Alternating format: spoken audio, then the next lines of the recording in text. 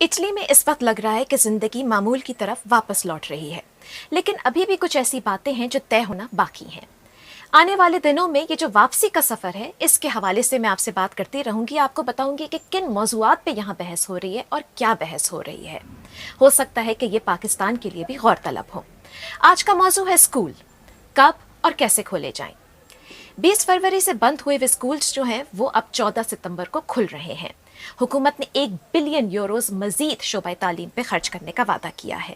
کن چیزوں پہ؟ کچھ تو کنسٹرکشن پروجیکٹس ہیں۔ اسکولوں کے اندر نئی کلاس رومز کی ضرورت پڑے گی، کیونکہ اب کلاس روم کے اندر بچوں میں 1 میٹر کا فاصلہ رکھنا لازمی ہوگا، اور اب 1 ملین اٹلی کے اندر ایسے بچے ہیں جن کو نئے کلاس رومز کی ضرورت ہوگی۔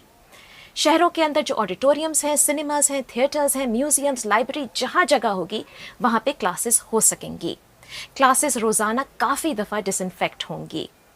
کیا کلاس میں ماسک پہنے جائیں گے یا نہیں، یہ فیصلہ اسکول کھلنے سے 2 ہفتے پہلے کیا جائے گا، اس وقت کے حالات دیکھتے ہوئے۔ لیکن جو نرسری لیول ہے اس کے اندر نہ ماسک ہوں گے، نہ سوشل ڈسٹینسنگ ہوگی۔ ٹیچرز کو اجازت ہوگی کہ وہ شیلڈ پہنے، لیکن ایسے کہ ان کی شکل ہر وقت نظر آتی رہے۔ ماں باپ کو بھی ذمہ داری دی جا رہی ہے، ان کو ہر روز اپنے بچوں کا ٹیمپریچر لینا ہوگا اسکول بھیجنے سے پہلے، اور اگر 37.5 ڈگری سیلسیس سے زیادہ ہو تو ان کو اسکول نہیں بھیجا جائے گا۔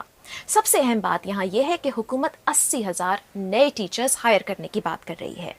یونینز کہتے ہیں کہ یہ بہت اچھی بات ہے، ہمیں بہت سارے ٹیچرز چاہیے، لیکن 80,000 نئے ٹرینڈ ٹیچرز اس ملک کے اندر آئیں گے کہاں سے؟